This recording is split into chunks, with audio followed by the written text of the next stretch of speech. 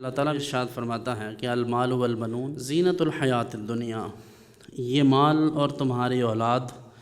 یہ صرف دنیا کی زیب و زینت ہے۔ والباقیات الصالحات خیر عند ربک، اور باقیات صالحات جو ہیں وہ تمہارے رب کے نزدیک زیادہ بہتر ہیں۔ حضرت جناب مولا مشکل کشا شیر خدا کرم اللہ وجہہ الکریم آپ ارشاد فرماتے ہیں کہ الباقیات الصالحات یہ ہیں لا الہ الا اللہ واللہ اکبر والحمد للہ ولا قوت الا باللہ۔ یہ باقیات صالحات ہیں کہ جو باقی رہ جانے والے نیک اعمال ہیں، ان کے ساتھ ساتھ یہ کلمات بھی کل قیامت کے دن کام آئیں گے۔ حضرت ابن عباس کہتے ہیں کہ باقیات الصالحات سے مراد تمہاری نمازیں ہیں، جو نمازیں پنجگانہ ادا کرتے ہو، یہی وہ آخرت کے اکاؤنٹ میں اکٹھا ہونے والا تمہارا وہ بینک بیلنس ہے جو تمہیں وہاں کام آئے گا۔ جیسے آج کی دنیا میں ہم اکاؤنٹ کھلواتے ہیں اور اس اکاؤنٹ میں مختلف ذرائع سے پیسہ ڈالتے ہیں، اور پھر ہم جب سر راہ کہیں کسی جگہ سے کوئی خرید و فروخت کا ارادہ کرتے ہیں تو ہمارا ATM کارڈ، ہمارا ڈیبٹ کارڈ اور ویزا کارڈ ہمارے کام آتا ہے، اور ہم پیسوں کی صورت میں نہیں بلکہ اس کارڈ کو انٹر کر کے تو اپنی وہی رقم نکلوا لیتے ہیں۔ یہی حال دنیا کے ان اعمال صالحہ کا ہے کہ جو اللہ رب العزت نے ہمیں توفیق دی اعمال کی، کل قیامت کے دن یہی اعمال ہمارے دو چند ہو کر وہاں کام آئیں گے۔ تو نبی کریم صلی اللہ علیہ وسلم نے بھی ارشاد فرمایا کہ باقیات الصالحات کو کثرت سے پڑھو۔ حضرت ابو سعید خدری اس کے راوی ہیں، تو ارشاد فرمایا وہ یہ ہیں سبحان اللہ لا الہ الا اللہ واللہ اکبر ولا حول ولا قوت الا باللہ۔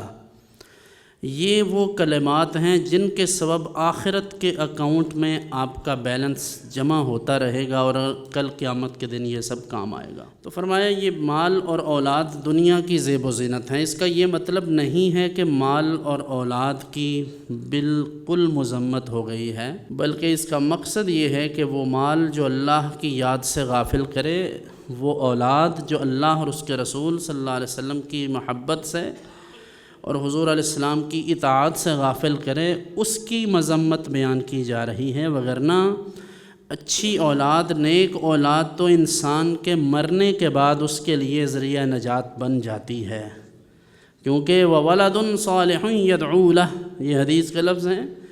کہ وہ شخص جو دنیا میں کچھ چھوڑ کر گیا ہے اچھا، اس میں سے ان اچھے کاموں میں سے، اچھی چیزوں میں سے اس کا نیک بیٹا بھی ہے جو اس کے لیے دعائے مغفرت کرتا ہے۔ فرمایا وہ دن جس دن ہم پہاڑوں کو چلائیں گے اور تم زمین کو دیکھو گے وہ بالکل کھلی ظاہر ہوگی، یعنی اس پر تمام عمارات، پہاڑ اور تمام کھیت و کھلیان، ہر چیز جو ہے اس پر سے ختم ہو جائے گی۔ وَحَشَرْنَاهُمْ فَلَمْ نُغَادِرْ مِنْهُمْ أَحَدًا، اور ہم انہیں اٹھائیں گے تو ان میں سے کسی کو نہیں چھوڑیں گے، اور نامہ اعمال سامنے رکھا جائے گا، اور مجرم ڈریں گے اور کہیں گے یا ویلتنا ما لہذا الکتاب لا یغادر صغیرۃ ولا کبیرۃ الا احصاها، ہائے اس نامہ اعمال کو کیا ہوا، اس نے کوئی چھوٹا بڑا گناہ چھوڑا ہی نہیں، سب لکھ ڈالا ہے۔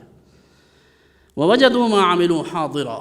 ہر وہ کام جو دنیا میں کیا ہوگا وہ سب اپنے سامنے دیکھیں گے، اور اللہ رب العزت انہیں سامنے رکھ کے فرمائے گا دیکھو ذرا کچھ غلط تو نہیں ہے، یعنی کوئی کلیم تو نہیں کر سکتا کہ ہمارے ساتھ زیادتی ہوئی ہے۔ قرآن کہتا ہے کہ ہم ان کی زبانیں بند کر دیں گے، الیوم نختم علی افواہہم وتکلمنا ایدیہم، ہم ان کے ہاتھوں سے بات کروائیں گے، ان کے ہاتھ بولیں گے، ان کے پاؤں گواہی دیں گے۔ اللہ فرماتا ہے کہ اس دن کسی پر ہم ظلم نہیں کریں گے۔ حضرت ام المومنین سے روایت ہے صحیح بخاری میں کہ رسول اللہ صلی اللہ علیہ وسلم سے عرض کیا انہوں نے کہ یا نبی اللہ، آپ فرماتے ہیں کہ کل قیامت کے دن لوگ ننگے بدن ہوں گے اور ناختنہ شدہ ہوں گے اور ننگے پاؤں ہوں گے، تو عرض کیا حضور لوگ ایک دوسرے کو دیکھیں گے تو حیا نہیں آئے گی؟ فرمایا عائشہ معاملہ اس سے بھی سخت تر ہے، مراد یہ تھی کہ سختی کا اور شدت کا یہ عالم ہوگا، گھبراہٹ کا، کہ لوگ اس بات کو تو جان ہی نہیں سکیں گے کہ ہم کس کیفیت میں ہیں۔ اور قرآن کریم نے بھی اس کی منظر کشی کی ہے بئی الفاظ کے یوم یجعل الولدان شیبا، کہ اگر قیامت کی ہولناکیوں کو اور اس کے اس منظر کو بچہ ملاحظہ کرے تو وہ غم کے مارے بوڑھا ہو جائے۔